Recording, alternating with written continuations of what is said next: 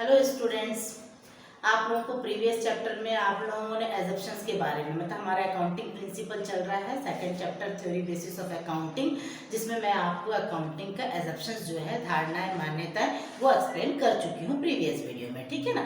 आज हम प्रिंसिपल के बारे में पढ़ेंगे, बेसिस प्रिंसिपल ऑफ अकाउंटिंग। ठीक है ना। अब इस बेसिस प्रिंसिपल ऑफ अकाउंटिंग में पहला है प्रिंसिपल ऑफ ड्यूअलिटी। ड्यूअलिटी का मतलब ये होता है दोहरा साइड, दो साइड को अपन ड्यूअलिटी कहते हैं। ठीक है ना। तो आप जब अकाउंट्स बनाएंगे, जब आप प्रैक्टिकल क्वेश्चंस करेंगे तो आप और अच्छी तरीके से जानेंगे कि जब हम जनरल बनाते हैं तो उसके दो साइड होते हैं, एक डेबिट और दूसरा क्रेडिट। ठीक है ना। तो ये जो हमारा अकाउंट है प्रिंसिपल ऑफ ड्यूअलिटी, मतलब ये दोनों साइड को, रिसीव और गिवन, दोनों साइड आपका होता है। एक पक्ष लेने वाला होता है तो दूसरा पक्ष देने वाला होता है, और इसी को ही हम एक साइड को डेबिट कहते हैं और दूसरे साइड को हम क्रेडिट कहते हैं। उसी तरह से अगर आप बैलेंस शीट की बात करें तो बैलेंस शीट में एक साइड हमारा एसेट्स होता है और दूसरा साइड हमारा लायबिलिटी होता है, और एसेट्स और लायबिलिटी ये दोनों भी हमारा बैलेंस शीट जो है वो इक्वल होता है। फिर से रिपीट कर रही हूँ, जनरल में दो साइड होता है, डेबिट और क्रेडिट। जो वैल्यू हम डेबिट में लिखते हैं सेम वही वैल्यू हमारा क्रेडिट में लिखाता है, तो जनरल अपने आप आपका डेबिट और क्रेडिट इक्वल होता है। सेम आप जब बैलेंस शीट भी बनाते हैं तो एक साइड लायबिलिटी होता है और एक साइड को हम एसेट्स बोलते हैं, तो हमारा एसेट्स और लायबिलिटी ये दोनों साइड हमारा क्या रहता है, इक्वल रहता है। ठीक है ना। तो ये हमारा पहला हो गया प्रिंसिपल ऑफ ड्यूअलिटी। क्लियर हुआ। ड्यूअलिटी का मतलब होता है दोनों साइड को इफेक्ट करना, एक पाने वाला दूसरा देने वाला, एक को हम डेबिट कहते हैं एक को हम क्रेडिट कहते हैं, और दोनों साइड की वैल्यू इक्वल होती है। Clear. Next, principle of verifiability. ये आपका वेरिफिसिबिलिटी का मतलब क्या हो जा रहा है कि आप वेरीफाई करते हैं, वेरीफाई करते हैं ना। कभी कभार आप जब कभी कोई कहीं से भी मतलब प्रोडक्ट अगर परचेस करते हैं तो आप कैश रिसिप्ट, अगर आप उधार खरीदते हैं तो इनवॉइस है ना, मतलब एक बिल लिखा जाता है, रसीद आप काटते हैं, आप कहीं कैश ट्रांजैक्शन करते हैं तो कैश मेमो लेते हैं, तो ये एक तरह का ना डॉक्यूमेंट होता है जो आपके फ्यूचर में क्या होता है, अगर कभी किसी चीज को लेकर के आपके आर्गुमेंट हो जाते हैं तो इसे आप एज ए प्रूफ शो कर सकते हैं। ठीक है ना। तो यहाँ पर आपका यही है कि इसमें हम रिकॉर्ड करके रखते हैं, वेरीफाइबल करते हैं जब हमारे पास कोई ये एविडेंट के रूप में आप प्रस्तुत करते हैं, क्योंकि हो सकता है मान लीजिए आप किसी व्यक्ति से उधार परचेस करके ले आए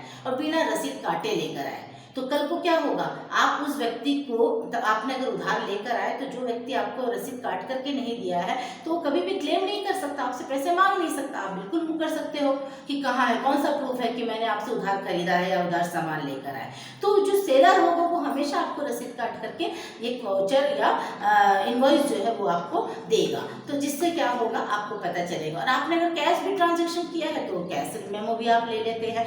तो ये सब चीज़ जो होती है आपकी डॉक्यूमेंट, कैश मेमो इसलिए लेते हैं क्योंकि कल को अगर मान लीजिए आपने कोई प्रोडक्ट लिया है और उसमें कोई डिफेक्टिव रहा तो आप बकायदा जाकर के उस शॉपकीपर को बता सकते हैं कि भैया ये आपकी दुकान का सामान था, घर लेकर गए और जाकर पता चला कि ये इस तरह से खराब निकला। ठीक है ना। तो ये आपका एक डॉक्यूमेंट होता है, एविडेंस होते हैं जो कभी भी आपके बिजनेस में जरूरत पड़ने पर एज ए एविडेंट आप प्रूफ कर सकते हो, उनको प्रस्तुत कर सकते हैं। क्लियर। तो ये आपका वेरिफिएबिलिटी हुआ।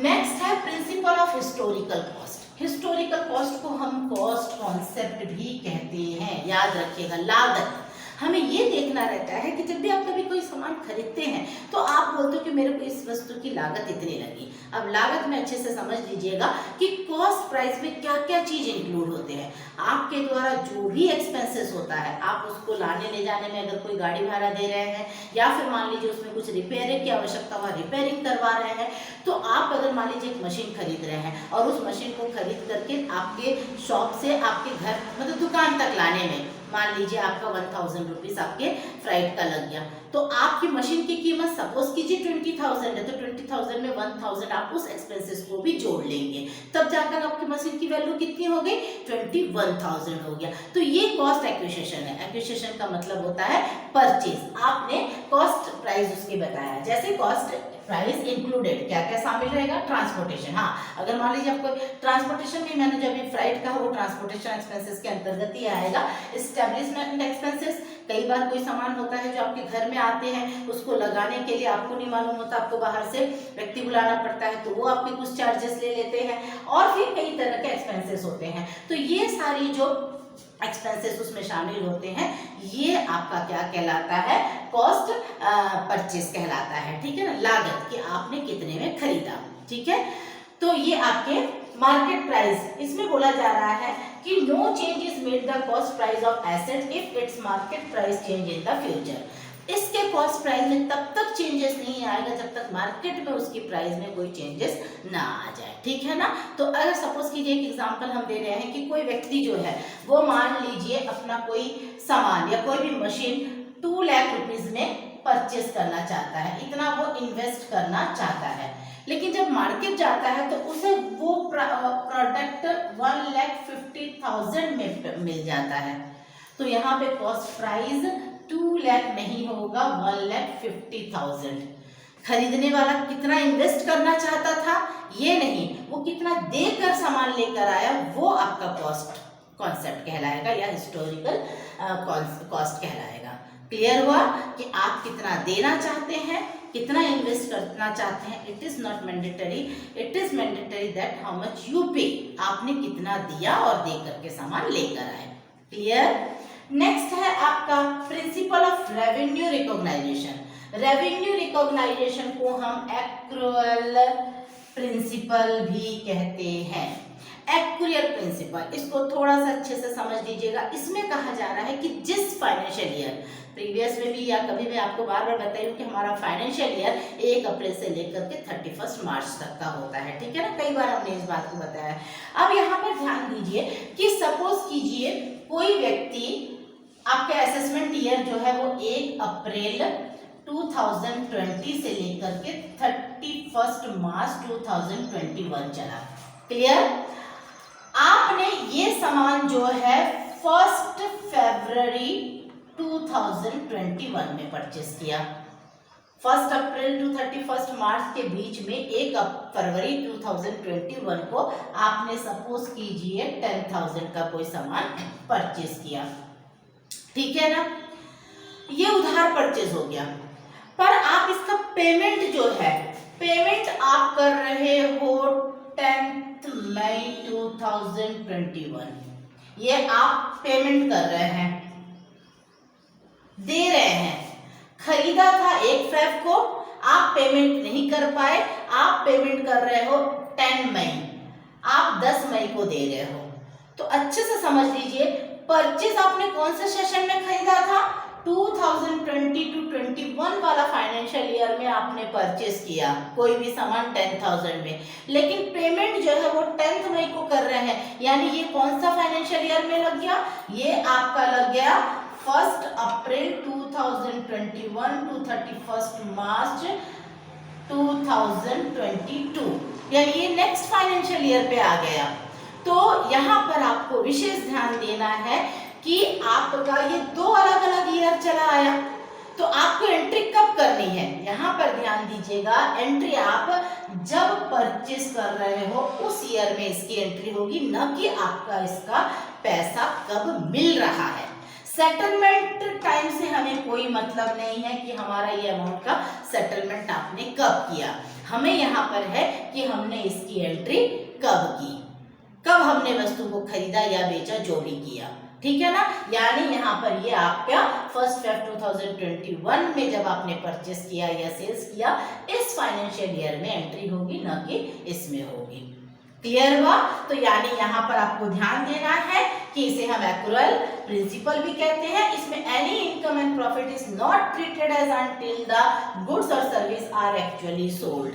इसमें हम जब तक उसको वास्तव में सोल्ड नहीं करते तब तक इसकी कोई एंट्री नहीं। एंट्री आप तभी करोगे जब वास्तव में आपने सोल्ड किया, ये नहीं कि कब आपको पैसे मिले हैं। क्लियर। तो ये क्लियर हुआ, यानी हमने अभी फिलहाल क्या है, एक ड्यूलिटी, एक वेरिफिएबिलिटी, हिस्टोरिकल कॉस्ट और रेवेन्यू रिकॉग्नाइज, ये सारी चीज़ों को हमने देखा। इसमें 2 अकाउंट जरूरी होता है। इसमें आपने देखा कि वेरीफाई कभी होने के लिए एविडेंस के रूप में आपके पास डॉक्यूमेंट होनी चाहिए। इसमें आपने देखा कि कॉस्ट प्राइस में क्या क्या चीज़ें हम इसमें शामिल करेंगे, और इसमें आपने क्या देखा कि वास्तव में हमने जब सामान खरीदा या बेचा उस समय की एंट्री होगी, ना कि उसका पैसा हमें कब मिला या कब दिया। ओके, अब नेक्स्ट प्रिंसिपल ऑफ मैचिंग। हमारा नेक्स्ट जो है वो है प्रिंसिपल ऑफ मैचिंग। मैचिंग का मतलब ये होता है कि मैच करना, ठीक है ना। हम यहाँ पर जो मैच करते हैं वो हमारा मैचिंग जो है वो सिर्फ रेवेन्यू और एक्सपेंसेस का रहेगा। रेवेन्यू और एक्सपेंसेस का मतलब क्या हुआ कि जिस अकाउंटिंग पीरियड में, जिस साल आप कर रहे हैं उस अकाउंटिंग पीरियड में जो मेरा एक्सपेंसेस है वो मेरे रेवेन्यू से मैच होना चाहिए, ठीक है ना। कि मैंने जितना खर्चा किया है उसका कितना इनकम है और उसमें से मैंने कितना खर्च किया, इसका हिसाब किताब हमारा बराबर मिलना चाहिए। अगर मान लीजिए एक्सपेंसेस ज़्यादा और इनकम कम है तो क्या हो गया, अगर एक्सपेंसेस ज़्यादा इनकम कम है तो हमारी कौन सी सिचुएशन आएगी, लॉस आएगी, क्योंकि आपके पास पैसे थे। सपोज कीजिए आपके पास, आप कहीं घूमने गए, 5,000 रुपये लेकर के गए, आपके पास 5,000 रुपये थे और आपने 3,000 रुपये जो है वो एक्सपेंस कर दिए, तो अब आपके पास बचा कितना, 2,000 रुपीज़। तो ये आपके क्या है, प्रॉफिट हुए। लेकिन जस्ट यहाँ पर आप अपोजिट कर लीजिए कि 3,000 रुपीज़ थे और आपने 5,000 एक्सपेंसेस कर दिया, तो लॉस का सिचुएशन आ गया। तो यानी यहाँ पर हमारा मैचिंग कॉन्सेप्ट क्या कहता है कि the total revenue is more than total expenses. अगर मेरा रेवेन्यू जो है वो एक्सपेंस से ज़्यादा रहा तो बिजनेस को प्रॉफिट होगा, और अगर आपका रेवेन्यू एक्सपेंसेस से कम है तो फिर वो लॉस की सिचुएशन को आएगा। क्लियर हुआ। यानी यहाँ पर हम मैचिंग में रेवेन्यू और एक्सपेंस को मैच करने की कोशिश करेंगे कि मैंने जितना, मेरे पास पैसा है, जितना रेवेन्यू है उसमें से मैंने कितना खर्चा किया, ये हिसाब हमारे बराबर मिलनी चाहिए। क्लियर हुआ। नेक्स्ट है हमारा principle of full disclosure. Full disclosure का मतलब क्या हो जाता है, डिस्क्लोज करना, बताना। जब भी कोई आपके बिजनेस के कोई कस्टमर रहेगा, कोई भी आपके जो पैसा इन्वेस्ट करेगा वो बिल्कुल जानना चाहेगा कि आपके कंपनी में, आपके बिजनेस में आखिर चल क्या रहा है, ठीक है ना। क्योंकि इसीलिए हम क्या करेंगे, हमारा अकाउंट बुक को जो भी हमारी नेसेसरी इंफॉर्मेशन है वो पूरी तरीके से क्या होनी चाहिए, क्लियर होनी चाहिए, ताकि और ऑनेस्टली प्रिपेयर होनी चाहिए, ताकि कल को अगर आपको कोई भी कस्टमर या कोई भी क्लाइंट आपसे आपके अकाउंट देखने को चाहे तो वो क्या कर सके, आपके हिसाब किताब को बराबर मिला सके और उनको आप पर कोई शक ना हो, ठीक है ना। तो यहाँ पर यही बताया जा रहा है, full disclosure relates to those customs, conventions and practice. यहाँ पे कन्वेंशन का मतलब मैं बता चुकी थी कि प्रथाएं, रीति रिवाज, हमारा परंपरा जो चला आ रहा है उसमें हम यही देखना चाहते हैं कि जो भी आपकी पार्टीज है, जो भी आपके बिजनेस से रिलेटेड व्यक्ति हैं, वो बिल्कुल देखना चाहेंगे कि आपके बिजनेस की सिचुएशन क्या है,